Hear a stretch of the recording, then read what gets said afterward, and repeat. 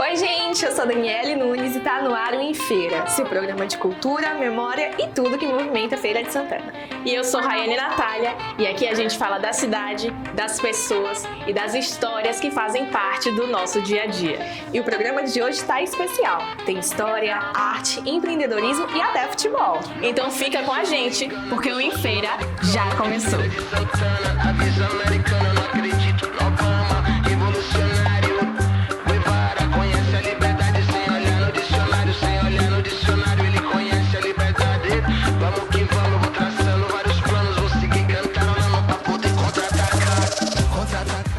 Tirou uma foto 3x4 na Praça Bernardino Bahia, né?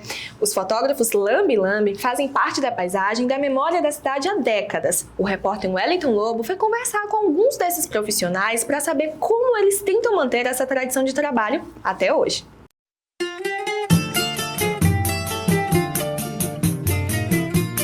Na Praça Bernardino Bahia, em Feira de Santana, uma tradição resiste ao tempo.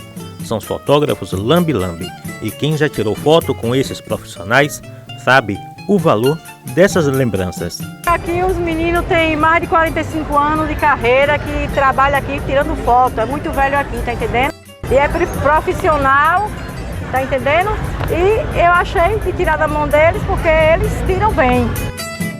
Os fotógrafos Lambi Lambi iniciaram no país em 1915 e logo se espalharam por praças, parques e jardins, sempre oferecendo retratos com qualidade e com valores bem acessíveis. E hoje essa tradição ainda sobrevive, mas esses profissionais enfrentam desafios e correm o risco até de desaparecer. Eu trabalho aqui há 49 anos, a parte do Lambi Lambi, a tradição de Feira de Santana. Infelizmente, a tradição não está como era antes, entendeu? A Praça Bernardino Bahia e os fotógrafos Lambi Lambi resistem ao tempo e às mudanças, provando que as memórias são eternas. Apaixonei por essa namorada. Foi a primeira câmera? É a minha primeira câmera. Eu comecei a fotografia nela. José Alves trocou a vida de vaqueiro pelo encanto da fotografia e há mais de 50 anos que ele dedica seus dias à arte Lambi Lambi, eternizando histórias e memórias aqui na Praça Bernardino Bahia. Até hoje eu tenho na memória e conheço a primeira pessoa que eu fotografei com a marca Lambi Lambi. Foi a primeira pessoa, é a primeira identidade dessa pessoa. E hoje mais ou menos ela deve estar com 60 anos e tal, e eu reconheci ela no ônibus coletivo e falei para ela e ela me reconheceu. E foi uma das histórias mais marcantes para mim, foi essa. Puxa, fui essa mulher. Aí eu falei, você foi a primeira personagem que eu tirei a foto 3x4 no Lambi Lambi. Aí eu assim, foi mesmo, minha carteira de identidade. E aquele me marcou.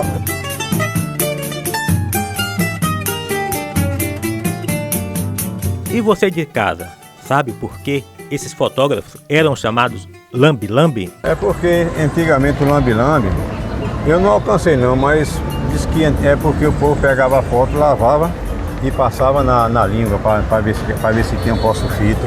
Não é isso, Walter? Para ver se tinha o salzinho do pó-sulfito. Era aí, daí por diante botaram o nome de Lambi Lambi.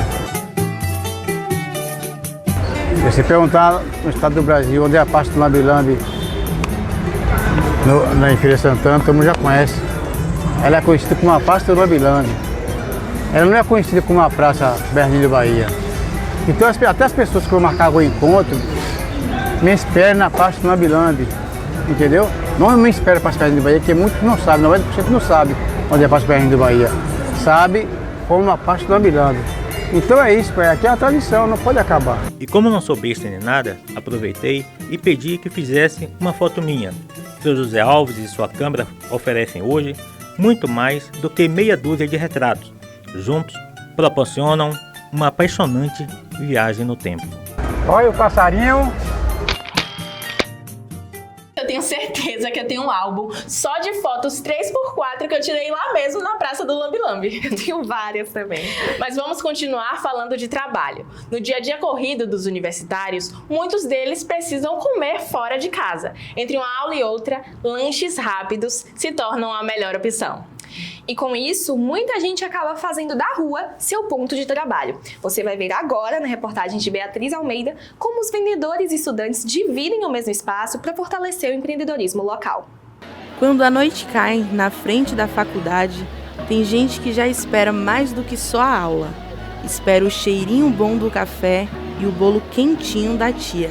Assim como todas as cidades grandes, Feira de Santana também tem o seu comércio informal pulsando pelas ruas. Um exemplo disso é neste centro universitário. São mais de 10 barracas onde famílias garantem seu sustento com muito trabalho e dedicação. Como é o Café com Pão, que encontrou neste espaço a chance de empreender, conquistar clientes fiéis e construir novas histórias. Na verdade, eu estudava aqui na FAT e aí eu sentia a necessidade de tomar um café volta e meia e não encontrava nenhum café que me agradasse meu grupo de amigos. Então eu pensei na possibilidade de trazer um café aqui para a feira. Minha irmã estava buscando uma recolocação no mercado de trabalho e aí a gente pensou em vir para a FAT e desde então, como a gente não tinha recursos, a gente pensou em trazer no modelo de bicicleta. E aí foi assim que começou. Eu levei a ideia para casa, ela e minha mãe toparam e aí a gente começou a pensar no projeto. A dificuldade mesmo é o tempo do inverno chuvoso e a qualidade bom é que eu já faço um monte de amizades, o povo já vem, já conta praticamente dessa família, fala pai, irmão, namorado, namorada. Entre as barracas, uma personagem já virou parte do cenário. Soraya, mais conhecida como a tia da coxinha, que há anos serve seus salgados com muito carinho. Eu cheguei aqui, tem um período de uns 6 anos, 6 para 7 anos já. Já faço esse trabalho aqui na frente da faculdade, é satisfatório. Como é o movimento aqui das vendas? É ótimo, é ótimo. É uma meta diária que nós temos todos os dias, graças a Deus, é onde a gente leva o nosso pão para casa e é gratificante por vocês, né? Tá aqui todos os dias com vocês, interagindo. O dia que a gente vende, o dia que a gente não vende, também é satisfatório. Só interagindo com vocês aqui pra gente já é muita coisa. Muito gostoso. Inclusive eu tô até com um na mão agora pra comer e acho interessante porque tem muita diversidade. Então a gente não fica preso só em um lugar também. Então a gente pode estar sempre experimentando e os preços também. Eu acho alguns com os preços bem acessíveis porque a gente é estudante, às vezes está pagando a faculdade, tem todo, né, aquele gasto. E esses lanches eu acho interessante por isso, porque tem toda essa diversidade. Muito bom porque muitas vezes eu saio do trabalho, eu acredito que o pessoal também não tem muito tempo de comer algo fora. E agora a gente acaba vindo aqui rapidinho, come algo, chama os amigos, vem aqui antes da aula. Então é muito massa, o pessoal é muito receptivo. Eu trabalho o dia todo, né? Aí quando eu chego na faculdade, quer dizer, eu não tenho tempo nem de ir pra casa. Aí quando eu chego na faculdade, eu já compro logo alguma coisa pra comer. E eu acho prático também, porque além de dentro da faculdade, tem outras diversidades aqui fora, de alimentos, para pessoas que têm restrição alimentar e aquelas que também não têm. Então eu acho maravilhoso. Então, tipo, todo dia eu não consigo vir pra faculdade durante uma semana e ficar sem comprar nada durante uma semana. Eu sempre tenho que comprar alguma coisinha, nem que seja pra levar pra casa. E para os estudantes, essas barracas vão muito além da comida. São parte da rotina, do afeto e das memórias que vão levar da faculdade.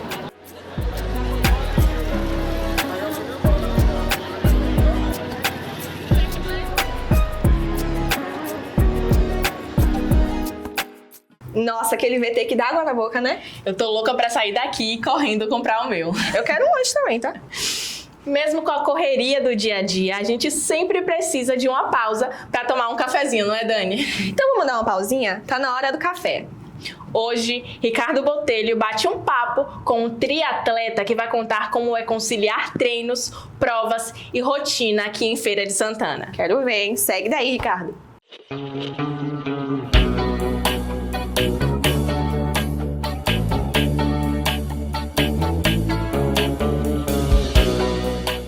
Oi, Rai, oi, Dani, tudo bem?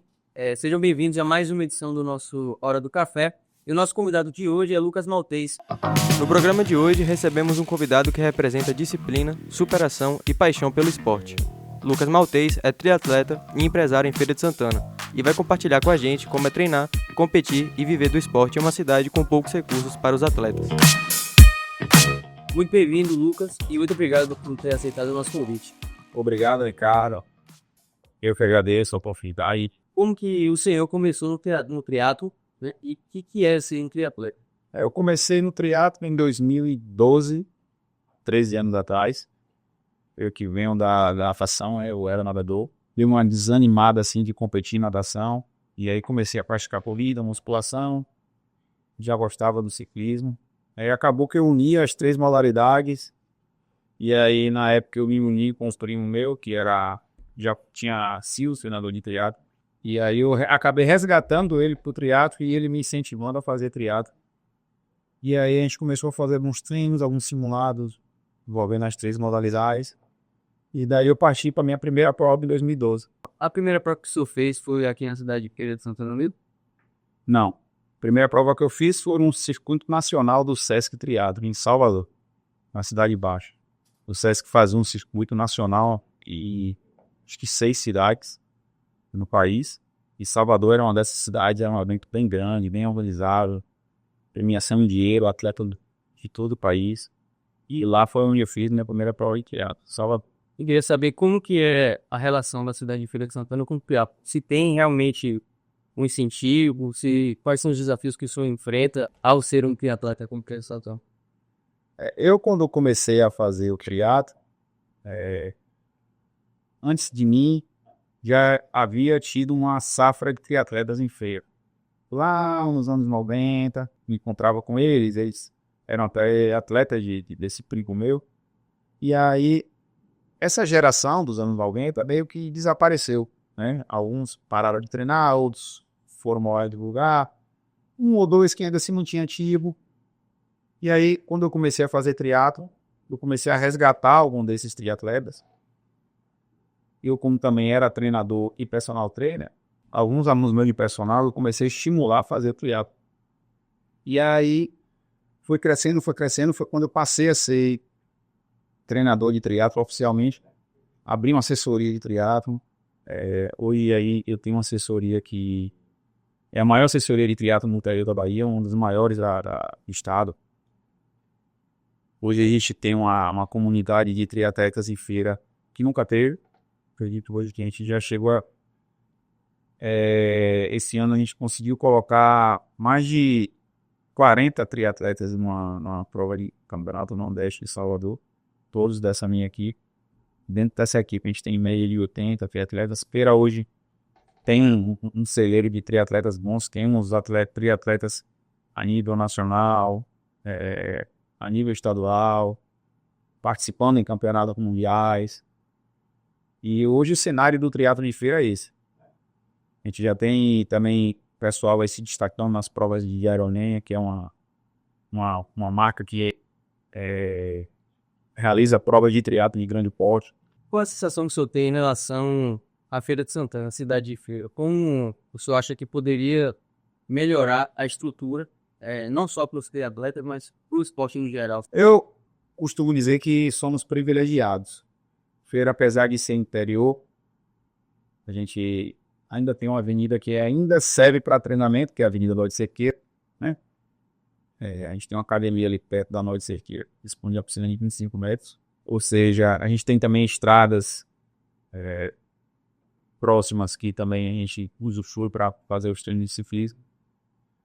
Eu não gosto de focar nos pontos negativos, eu gosto de focar nos pontos positivos. Porém, a gente não tem vias reservadas para prática de atividade física, a gente não tem incentivo dos governantes para isolar faixas e realizar eventos. Mas aí a gente vai aos trancos e barrancos, nos adaptando. A vida do triatleta não é fácil, nadar, pedalar, correr, malhar. E aí não é coisas pontuais que vai desanimar a gente. Eu queria saber do senhor qual a relação que o empresariado de Feira de Santana tem com os atletas, se existe um investimento forte, se o pessoal apoia, se o pessoal quer colocar o nome da marca nos atletas que estão indo competir, como que... Dizer que existe um incentivo, um investimento forte, há alguns apoiadores, né?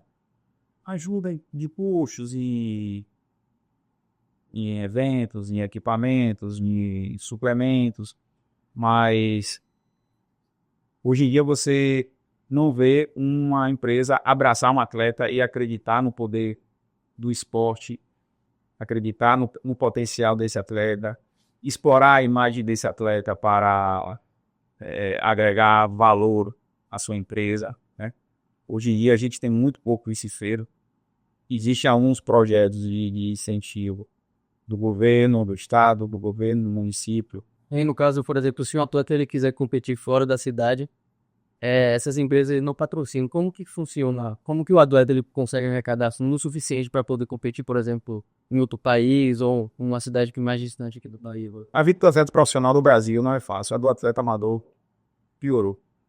O que os atletas têm feito é explorar estratégias de arrecadar fundos. Grupo de amigos que se mobilizam para poder tentar achar um apoio de algum empresário, alguma empresa. Vai dando-se um jeito aí para a pessoa tentar alçar esses voos mais longos aí e provas internacionais. Bom, pessoal, vamos para agora um rápido intervalo e já nós voltamos para continuar nossa entrevista com o Lucas Maltês.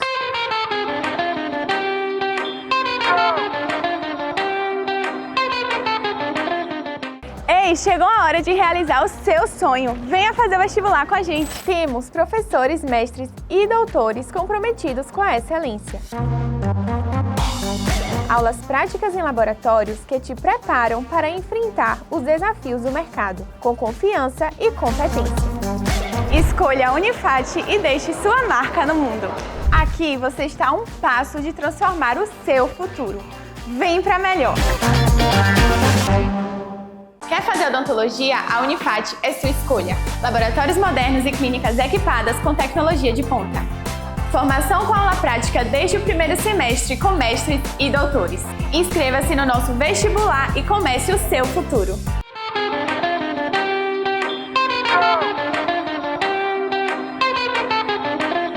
Estamos de volta aqui em mais uma edição do nosso Hora do Café, com o nosso convidado especial, Lucas Maltês. E já voltando, perguntando uma coisa, porque eu queria saber do senhor, o que o senhor diria para um empresariado de Feira de Santana que não enxerga o esporte como uma oportunidade de exposição de marca? Eu queria que ele se informe. Hoje as empresas, geralmente tem empresas de marketing trabalhando para elas, discutir com essas empresas alguma forma de explorar a marca desse atleta, né? Porque você tem uma empresa aliada com o esporte, com a promoção de saúde, com a superação, eu acho que isso acaba trazendo um ponto bem positivo para seu emprego. Mas eu acho que ainda a contrapartida do atleta às vezes não é a que o empresário espera, né? Mas tem que se lembrar que o atleta ele precisa treinar. Às vezes o atleta ele não é um marqueteiro. O atleta ele é atleta. E precisa focar nos treinos dele, na alimentação dele, no treinamento dele. E às vezes o empresário deposita muita expectativa nessa forma como o atleta vai retribuir isso. E eu acho que isso seriam pontos positivos para o empresário trabalhar. Qual dica que você daria para um jovem que quer começar na vida do esporte? O caminho certo é procurar um treinador, né? Um treinador experiente, um treinador que vá apresentar o esporte para ele da melhor forma, né? Nem sempre, no início, o melhor equipamento não vai fazer diferença, né? No início, a pessoa procurar treinar com o que tem, né? Com a estrutura que tem. Eu acho que nesse início aí é o momento que menos se precisa de sofisticação e de equipamentos caros. Você precisa de uma boa orientação, né? Você precisa de boas companhias para treinar. Você precisa de humildade para poder aprender, a disciplina, a raça de cada um. Eu acho que isso é o mais importante. Então, pessoal, esse foi mais um Hora do Café. Muito obrigado por vocês terem acompanhado e principalmente obrigado ao Lucas que aceitou conceder essa entrevista. Muito obrigado. Foi uma honra estar aqui compartilhando um pouco de experiência. Até a próxima. Sucesso aqui com vocês.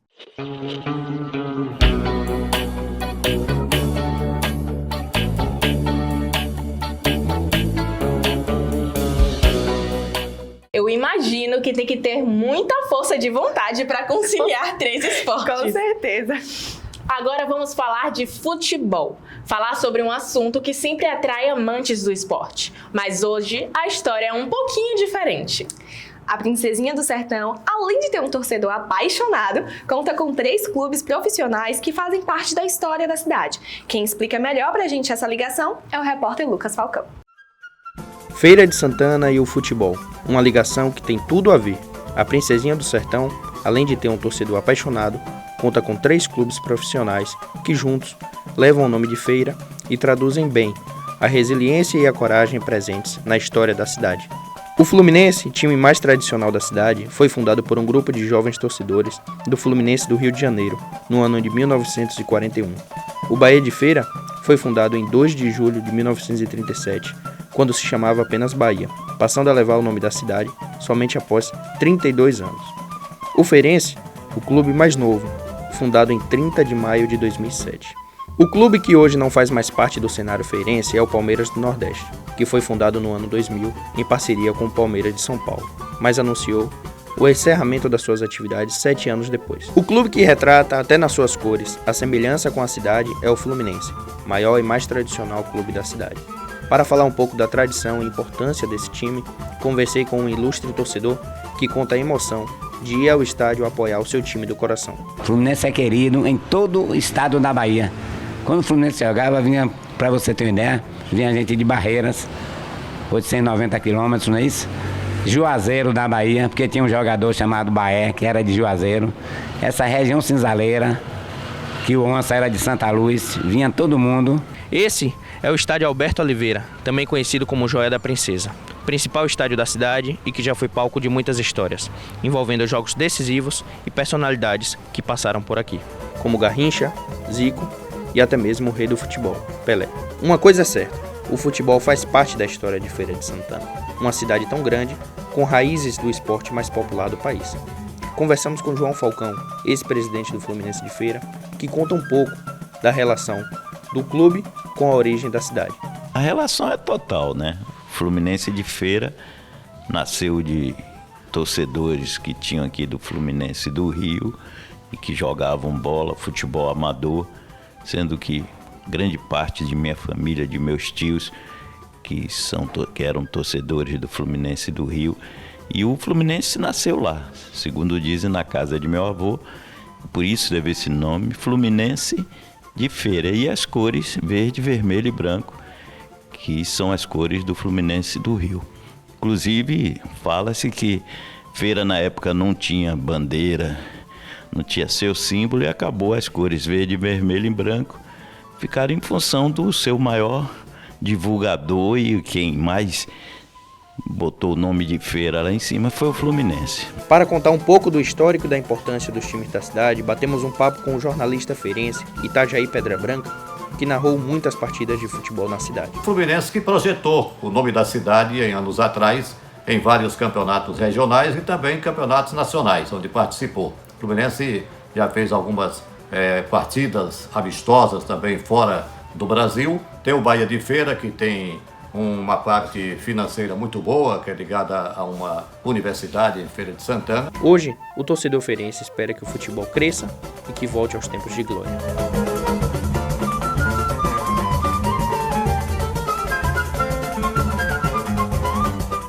Esporte tênis, você já ouviu falar dele aqui em Feira de Santana? Pois é, tem uma galera se movimentando para deixar o esporte cada vez mais conhecido na cidade.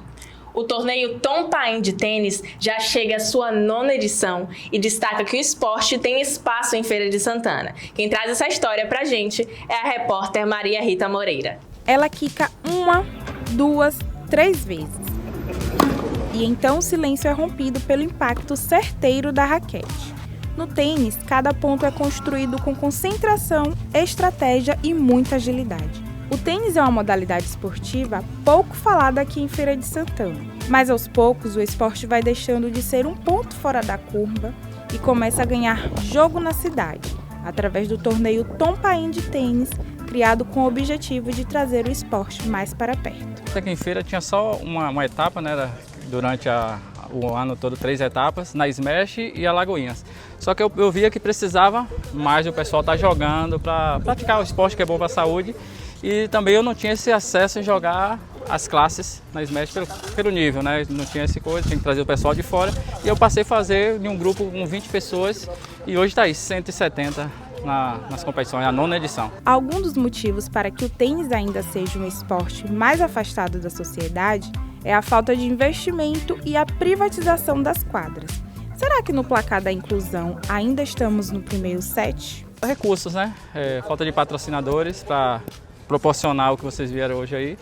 Mas graças a Deus consegui fechar com algumas empresas e aí estamos só evoluindo. Dados da empresa WeHub, antigos de Gimpass, mostram que no último trimestre de 2024, o número de check-ins em empresas parceiras de tênis aumentou mais de 61% em comparação ao primeiro trimestre do mesmo ano. A procura tem sido muito grande, né? O tênis é um esporte que vem crescendo aqui em Feira de Santana, não era assim.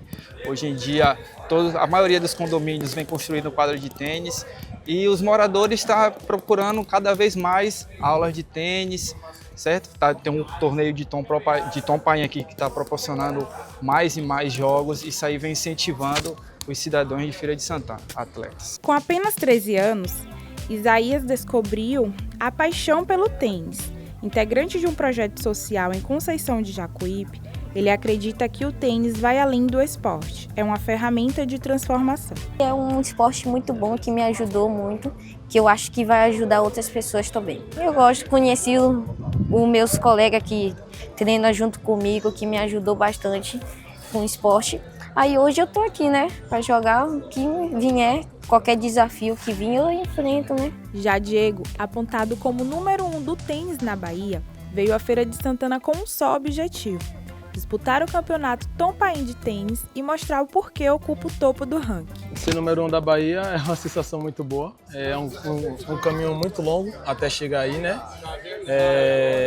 São várias batalhas, várias lutas, porque não é fácil, tá? Não é fácil. E aí agora que chega tem que desfrutar, né? Tem que sentir todas as emoções. E, nossa, tá aqui nesse torneio de Tom é sensacional. A primeira vez que eu vim aqui foi, acho que há 2 anos atrás, para fazer um jogo exibição com o Tom. E agora venho aqui para poder competir e se sagrar campeão, é bom demais. E olha que ele começou no tênis como repositor de bola, uma espécie de gandula. Comecei catando bola e ao longo do tempo eu fui admirando cada vez mais o esporte e aí decidi treinar para começar a competir e pelo visto deu certo, né? Ainda bem.